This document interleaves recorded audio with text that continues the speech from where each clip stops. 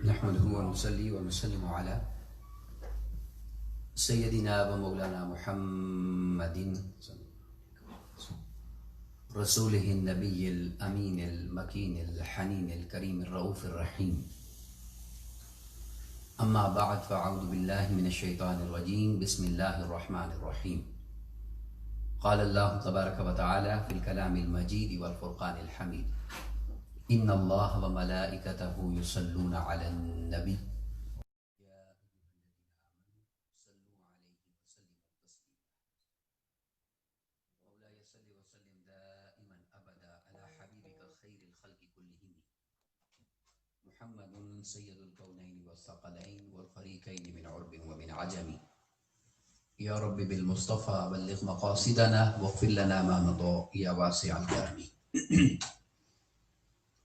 اللہ رب العزت خالق کائنات کی حمد و ثنا پیارے آقا کریم علیہ السلام کی بارگاہ میں عاجزانہ ہدیہ درود و سلام کے بعد تمام احباب کو السلام علیکم ورحمۃ اللہ وبرکاتہ۔ جتنا بھی شکر ادا کیا جائے خالق کائنات کا کم ہے، جس نے اپنی توفیق خاص کے ساتھ ماہ ربیع الاول شریف کا یہ پہلا جمعہ اس سال کا ہمیں نصیب فرمایا۔ دعا ہے کہ اللہ رب العزت اس ماہ مقدس کا صدقہ انسانیت کو آقا علیہ السلام کی ولادت باسعادت کی اس مبارک موقع پر خیرات عطا فرمائے، آمین۔ اور بالخصوص اللہ رب العزت انسانیت کو اس کرونا وائرس کی تکلیف اور عذاب اور آزمائی سے نجات اور خلاصی عطا فرمائے، اور آقا علیہ السلام کی ولادت پاک کا صدقہ انسانیت کو اس وبا سے طہارت اور پاکیزگی عطا کر دے۔ پیارے آقا کریم علیہ السلام کے میلاد پاک کی مناسبت کے ساتھ جس مضمون پر میں چند کلمات آپ کے سامنے عرض کرنا چاہ رہا ہوں، وہ آقا کریم علیہ السلام کا وہ ذکر مبارک ہے کہ جو ذکر اللہ رب العزت اپنی شان کے لائق خود فرماتا ہے۔ اس نے ارشاد فرمایا، سورہ الاحزاب آیت مبارکہ نمبر 56 ہے یہ: ان اللہ و ملائکتہ یصلون علی النبی، کہ بے شک اللہ اور اس کے سب فرشتے نبی مکرم محمد مصطفیٰ صلی اللہ علیہ وسلم کی ذات مبارک پر درود بھیجتے رہتے ہیں۔ یا ایھا الذین آمنوا، اے ایمان والو، صلو علیہ، تم بھی ان کی ذات گرامی پر درود بھیجا کرو، وسلموا تسلیما، اور کثرت کے ساتھ ان کی بارگاہ میں سلام عرض کیا کرو۔ یہ اس آیت کریمہ کا ترجمہ ہے۔ سب سے پہلی چیز جو اس آیت کریمہ کے ذیل میں عرض کرنا چاہ رہا ہوں وہ یہ ہے کہ اللہ رب العزت نے مومنین کو اس آیت کریمہ میں درود و سلام کا حکم دیا ہے۔ مفسرین بیان فرماتے ہیں کہ جب یہ آیت کریمہ پڑھی جائے تو چونکہ اس میں براہ راست حکم ہے تو اس کو سن کر ایک بار کم از کم آقا علیہ السلام کی ذات مبارکہ پر درود پڑھنا واجب ہو جاتا ہے، کیونکہ آقا کریم علیہ السلام نے ارشاد فرمایا کہ بخیل ہے وہ شخص جس کے سامنے میرا نام لیا جائے اور وہ مجھ پر درود نہ بھیجے۔ اب اس آیت کریمہ میں جو اللہ رب العزت نے ہمیں حکم عطا فرمایا ہے کہ اور پڑھا کرو، تو میں عرض یہ کرنا چاہ رہا ہوں کہ قرآن مجید میں اللہ تبارک و تعالیٰ نے انسانیت کو اور بالخصوص مومنین کو بہت سارے حکم عطا فرمائے، یعنی ایسا نہیں ہے کہ قرآن مجید میں یہ واحد ایک حکم ہے جو ہمیں کرنے کا کہا گیا ہے۔ اللہ رب العزت نے بے شمار حکم عطا فرمائے، یعنی قرآن مجید میں بہت سارے احکامات ہیں، جیسے نماز کا حکم ہے، روزہ کا حکم ہے، حج کا حکم ہے، زکوٰۃ کا حکم ہے، صدقہ خیرات کا حکم ہے، سچ بولنے کا حکم ہے، اچھے اخلاق کا حکم ہے، یعنی بہت سارے احکامات ہیں جو قرآن مجید میں ہمیں ملتے ہیں۔ مگر ایک چیز جو عرض کرنا چاہ رہا ہوں وہ یہ ہے کہ اگر ہم قرآن مجید کے سارے حکم اکٹھے کر لیں، تمام احکامات ایک جگہ جمع کر لیں، تو یہ بات واضح ہو جاتی ہے کہ قرآن مجید کا کوئی ایک حکم بھی اس حکم جیسا نہیں ہے۔ میں اس کی وضاحت عرض کرنا چاہ رہا ہوں، نہ یہ کسی حکم جیسا ہے، ہر حکم جدا طریقے سے آیا ہے، اور محبوب کے درود و سلام کے حکم کو اللہ رب العزت نے جدا بیان فرمایا ہے۔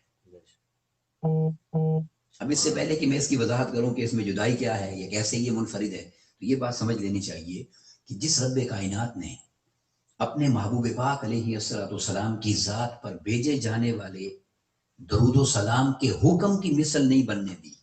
سبحان اللہ، کیا بات. درود و سلام کے حکم کی مثل نہیں بننے دی. اس کی نسبت محبوب کی ذات سے تھی. تو جب درود پاک کے حکم کی مثل نہیں بننے دی تو اپنے محبوب کی ذات کی مثل کیسے بننے دے گا کسی کو؟ یہ وجہ ہے بے مثالی میں بھی بے مثال. اب یہ عرض کرتا ہوں، آپ پوچھ سکتے ہیں کہ یہ حکم کیسے بے مثال ہے. تو یاد رکھ لیجئے، قرآن مجید میں جتنے بھی حکم ہیں وہ صرف حکم ہیں. جیسے فرمایا اقم الصلاۃ، نماز قائم کرو، وآتوا الزکات، زکات ادا کرو. دو لفظ اور صرف حکم ہے. نماز قائم کرو، زکات ادا کرو. جو رمضان پالے وہ روزے رکھے، جو استطاعت رکھتا ہے وہ میرے گھر کا حج کرے. جس حکم کو بھی آپ لیں گے وہ صرف حکم ہوگا. مگر اس حکم کی شان یہ ہے کہ حکم آیت کریمہ کے اگلے حصے میں دیا ہے. اس حکم سے پہلے ایک خبر بتائی ہے، ایک خبر دی ہے. اور وہ کیا؟ کہ بے شک اللہ بھی اور اس کے سارے فرشتے بھی بھیجتے ہیں درود محبوب پاک کی ذات پاک پر. اب تم بھی میرے محبوب کی ذات پاک پر درود و سلام بھیجو. یعنی میں آسان کر دیتا ہوں، نماز کے لیے نہیں فرمایا کہ میں پڑھتا ہوں تو تم بھی پڑھو. نماز کو اپنا حکم بنایا صرف کہ میرا حکم ہے تم نے کرنا ہے. روزہ میرا حکم ہے تمہارے لیے اور تم نے رکھنا ہے. حج میری طرف سے حکم ہے اور تم نے کرنا ہے. زکوٰۃ میری طرف سے حکم ہے، زکوٰۃ میری طرف سے حکم ہے اور تم نے ادا کرنی ہے. نہ اللہ رب العزت خود نماز پڑھتا ہے، نہ وہ روزہ رکھتا ہے، نہ وہ حج کرتا ہے، نہ وہ زکوٰۃ ادا کرتا ہے. مگر درود پاک کا حکم ہمیں دینے سے پہلے اس نے فرمایا کہ یہ بات ذہن نشین کر لینا کہ نماز میرا حکم ہے، روزہ میرا حکم ہے، حج زکوٰۃ میرا حکم ہے، مگر درود میرا تمہارے لیے حکم بعد میں ہے اور میری سنت پہلے ہے کہ یہ کام میں خود بھی کرتا ہوں. اس لیے میں نے آپ کو کہا کہ کوئی حکم بھی اس حکم جیسا بولے نہیں ہے. اب آپ اس بات کو ذہن نشین رکھ لیں اور آگے چلتے ہیں کہ ہر حکم صرف حکم ہے. اللہ کا حکم ہے کہ تم نے کرنا ہے، اور درود و سلام حکم بعد میں ہے اور اللہ کی سنت پہلے ہے. اللہ کی بولے سنت پہلے ہے. اب آپ اگر جواب دیں گے تو مجھے خوشی ہوگی. دیکھیں، نماز کس کی سنت ہے؟ نبی کی سنت ہے. کس کی سنت ہے بولیں؟ انبیاء کی، نبی کی سنت ہے. روزہ رکھنا کس کی سنت ہے؟ نبی کی سنت ہے. حج زکوٰۃ کس کی سنت ہے؟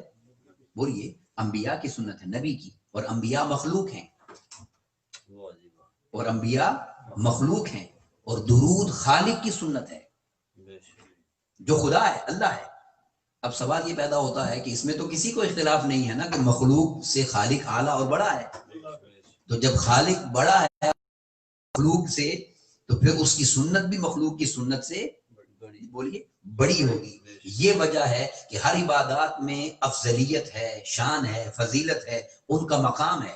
مگر چونکہ یہ درود و سلام سنت خدا ہے تو اس کا مقام بھی سب سے جدا ہے. اس کا مقام بھی سب سے جدا ہے کیونکہ یہ مخلوق کی سنت نہیں، یہ خالق کی سنت ہے. اب اس سے اسی بات کو آگے لے چلتا ہوں. اللہ رب العزت نے آقا کریم علیہ السلام کے درود و سلام کو سنت کیوں بنایا؟ اس میں کوئی حکمت تو ہے نا. وہ چاہتا تو اسے بھی نماز کی طرح حکم بنا دیتا کہ ٹھیک ہے میں نہیں پڑھتا، یہ تم کرو. وہ بے نیاز ہے، اسے کیا حاجت ہے؟ جس طرح اس نے ہمیں کہا تم نماز پڑھو، تم روزہ رکھو، تم حج زکات کرو، وہ ہمیں ہی کہہ دیتا اور فرما دیتا کہ درود و سلام بھی تم ہی پڑھو، تو پھر یہ حکم ہو جاتا، اللہ کی سنت نہ بنتا. مگر اس نے اسے سنت بنایا کہ میں بھی پڑھتا ہوں، میرے سارے فرشتے بھی پڑھتے ہیں، اور اب تم بھی پڑھو. تو یہ جو اس نے سنت بنایا تو اس میں کوئی راز تو ہے نا جو ہمیں بتانا چاہ رہا ہے. تو وہ یہ ہے، یاد رکھ لیں کہ سنت اور حکم میں فرق ہوتا ہے. اس میں تفصیل میں جائیں تو لمبی ہے بات، میں دو چیزیں عرض کر دیتا ہوں. سنت اور حکم میں فرق یہ ہوتا ہے کہ جو حکم ہوتا ہے نا وہ حالات کے ساتھ بدل جاتا ہے،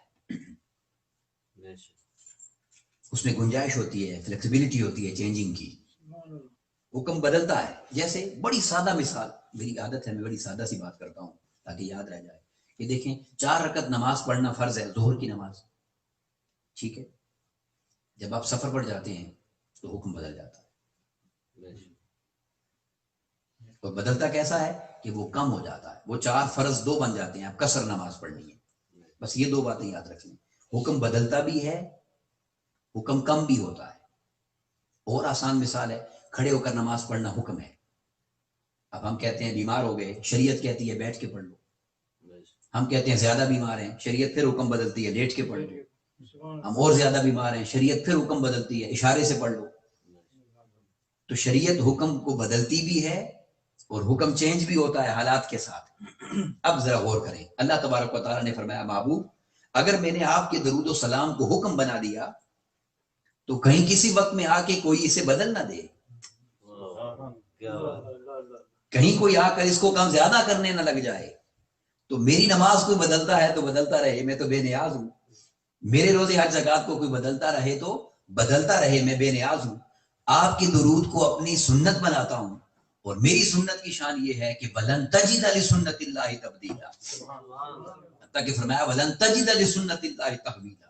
بدلنا تو دور کی بات، وہ تو ادھر ادھر بھی نہیں ہوتی، نہ کبھی اللہ بدلتا ہے اور نہ کبھی اس کی سنت بدلتی ہے۔ تو اس نے کہا محبوب آپ کے درود و سلام کو میں اپنی سنت بناتا ہوں تاکہ کائنات بدلتی ہے تو بدل جائے، آپ کے ذکر کو کبھی بدلنے نہیں دوں گا، آپ کے ذکر کو میں کبھی بدلنے نہیں دوں گا۔ یہ وہ مقام ہے جہاں سیدی اعلی حضرت کا قلم چلا اور آپ نے لکھا کہ مٹ گئے، مٹ گئے، مٹتے ہیں، مٹ جائیں گے سبھی عادات تیرے، پر نہ مٹا ہے نہ مٹے گا سونیا چرچا تیرا۔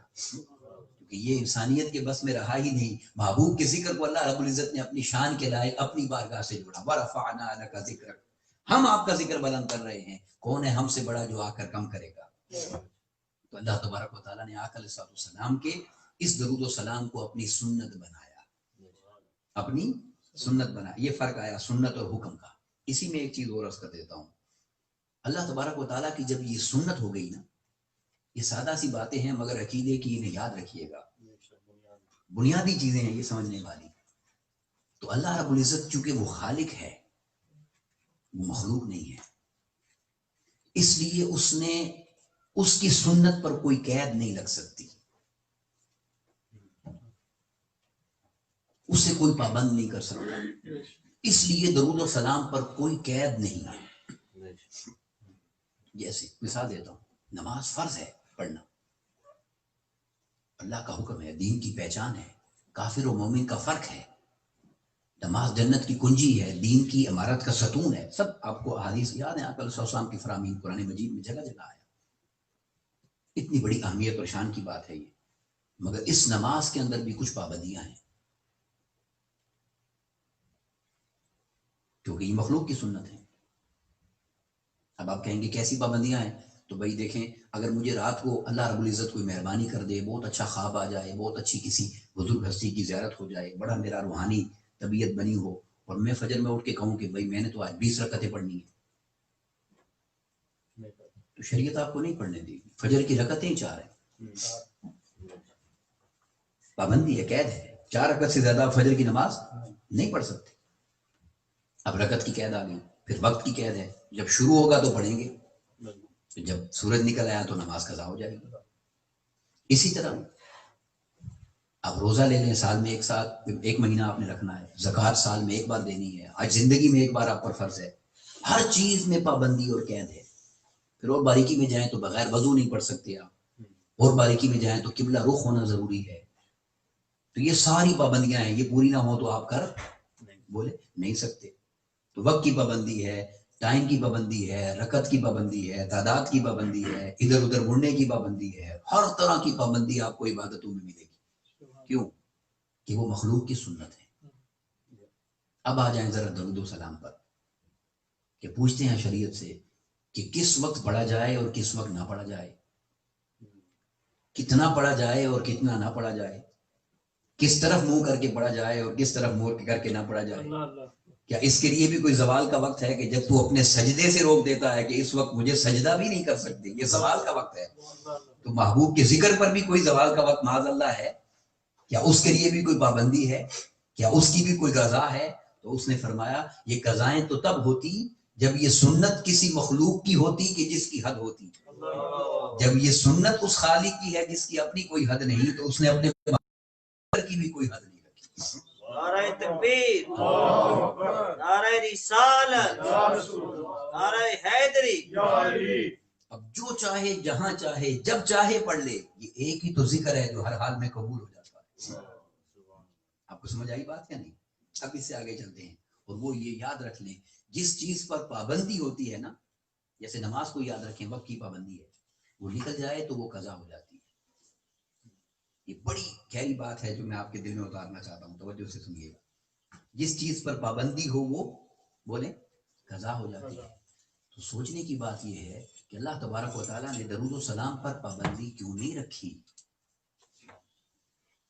کوئی وقت لیمٹ کیوں نہیں لگایا اس پر؟ کس وجہ سے؟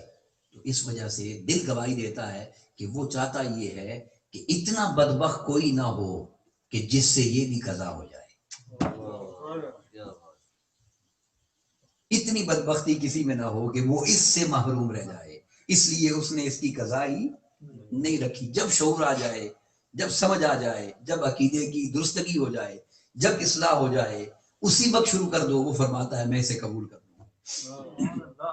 اور یہ بات تو ہے خوشی کی، مگر ایک بات سمجھنے غور کرنے کی بھی ہے کہ جب کسی چیز کی پابندی نہ ہو اور قضا نہ ہو، پھر اس پر بہانہ بھی نہیں چلا سکتے آپ. جیسے فجر قضا ہو گئی، بھئی آنکھ لیٹ کھلی ہے، رات لیٹ سویا تھا، تھکا ہوا تھا، الارم نہیں چلا، کسی نے جگایا نہیں، ہزار بہانے ہیں، مگر بات تو بندہ کر سکتا ہے نا. مگر یہ ایسا ذکر ہے کہ اس کی قضا نہیں ہے، اس لیے کہ وہ اس پر کسی کا بہانہ سنے گا ہی نہیں. اس پر کوئی بہانہ نہیں سنے گا. نماز کے لیے بہانہ لاتے ہو تو لے آؤ، روزے حج زکات کے لیے لاتے ہو تو لے آؤ، مگر تمہاری جرت کیسے ہوئی کہ میرے محبوب کی ذات سے نسبت تم نے دی، اس سے تعلق نہیں بنایا اور درود و سلام کا رشتہ نہ جوڑا، پھر تمہارے لیے کوئی بہانہ بھی نہیں رہے گا. یہ عظمت اللہ رب العزت نے آقا علیہ السلام کے درود و سلام کو عطا فرمائی اور حضور کے ذکر کو عطا فرمائی. کس لیے؟ یہ اللہ کی سنت بنا ہے. کس لیے کہ یہ اللہ کی توجہ رکھی، کس لیے کہ یہ اللہ کی سنت بنا ہے. اب اس سے اگلا رخ عرض کرنا چاہ رہا ہوں اور اس کو سنیے توجہ سے. وہ یہ ہے کہ جتنی عبادتیں بھی ہم کرتے ہیں نا، آپ جواب دیجئے گا تاکہ آپ کو بات یاد رہ جائے. جتنی عبادتیں بھی ہم کرتے ہیں، نماز ہو، روزہ ہو، حج ہو، زکات ہو، ایمان سے بتائیے کسی ایک نماز پر بھی، کسی ایک عبادت پر بھی کوئی بندہ اس کی قبولیت کی ضمانت دے سکتا ہے؟ جیسے اللہ کا شکر ہے ایک عرصے سے ہم نماز پڑھتے ہیں، کوئی آپ میں سے کھڑا ہو کر یہ کہہ سکتا ہے کہ میری فلاں وقت کی نماز قبول ہی قبول ہے، رد نہیں ہو سکتی، چاہے وہ حرم میں کیوں نہ پڑھی. بولیے دے سکتے ہیں ضمانت؟ مالک کی مرضی ہے، وہ چاہے تو قبول کر لے اور چاہے تو رد کر دے. زندگی بھر روزے رکھے، کوئی ضمانت لا بولیے نہیں سکتا. حج زکات کی ہے، کوئی ضمانت لا نہیں سکتا. کسی عبادت پر قبولیت کی ضمانت نہیں ہے. میں یہ کہہ رہا ہوں، فرق کیجئے گا بات کا. قبولیت کی ضمانت نہیں ہے. اب درود و سلام کو لے لیجیے، درود و سلام کو لے لیجیے. تو شریعت یہ بتاتی ہے کہ تم درود و سلام کی قبولیت کو چھوڑو، اس کی قبولیت کو چھوڑو، تم نے جس چیز کو قبول کروانا ہو نا، اس کے اول آخر درود کو لگا دیا کرو، یہ اسے بھی قبول کروا دے گا. یعنی تمام عبادت کا مغز دعا ہے نا. آقا علیہ السلام کی حدیث ہے الدعاء مخ العبادہ، دعا عبادت کا مغز ہے. اس مغز کے لیے فرمایا جب تک اول آخر درود نہ ہو قبول نہیں ہوتی. تو باقی عبادتیں تو پیچھے رہ گئی. اب ذرا غور کریں اس بات پر کہ باقی عبادتیں اپنی ضمانت نہیں دے رہی. اس درود پاک کی عظمت کا عالم یہ ہے کہ یہ جس عبادت سے جڑ جاتا ہے اسے بھی قبول کروا دیتا ہے. یہ وجہ ہے کہ اذان میں بھی رکھا نام، یہ وجہ ہے کہ اقامت میں بھی رکھا نام، یہ وجہ ہے کہ نماز میں بھی رکھا درود و سلام، تاکہ تمہارے قیام میں اگر کمی ہو، تمہارے رکوع میں اگر کمی ہو، تمہارے سجود میں اگر کمی ہو، تمہارے خشوع میں اگر کمی ہو، تمہارے وضو پاکی میں اگر کمی ہو، میں اسے نہیں دیکھوں گا. محبت سے درود و سلام پڑھ لینا، میں تمہارے ٹوٹے پھوٹے سجدے بھی قبول کر لوں گا.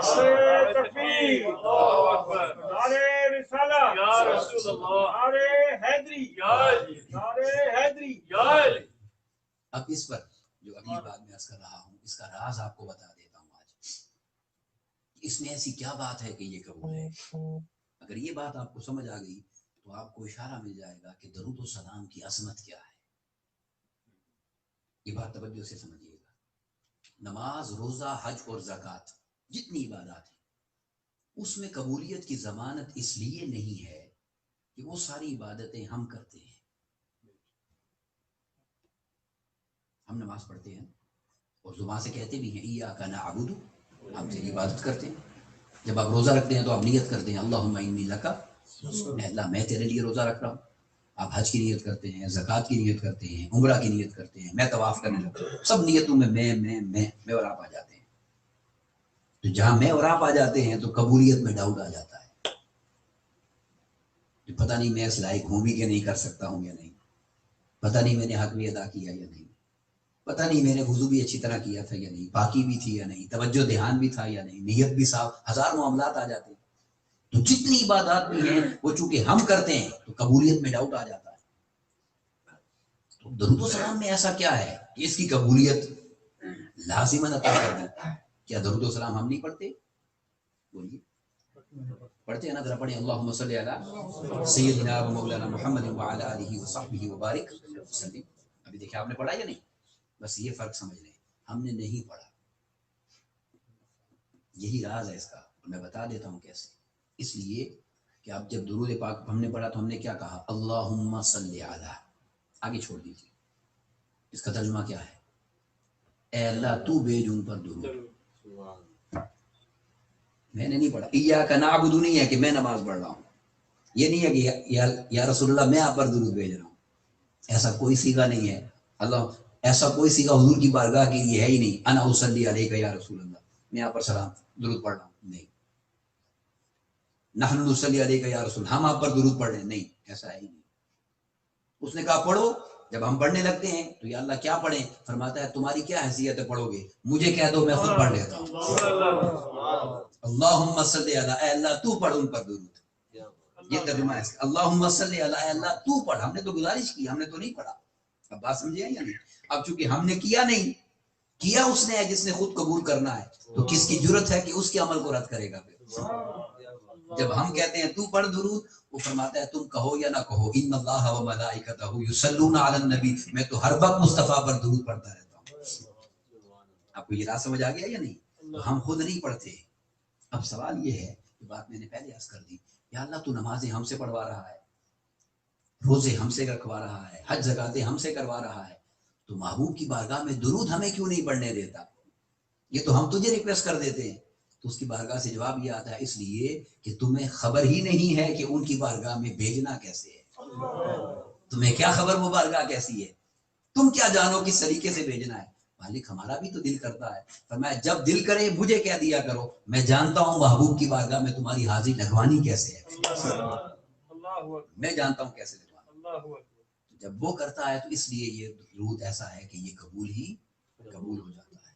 और अब एक बात जो अर्ज कर दूं, कोशिश करता हूँ वक्त मुकम्मल हो जाए, एक बात जो अर्ज कर दूं वो ये कि आका अलैहिस्सलाम की बारगाह में जब दरूद पाक का नजराना पेशने की हम रिक्वेस्ट करते हैं ना अल्लाह की बारगाह में, तो वो आप जानते हैं कि फिर हाजिरी वहां कैसे लगती है?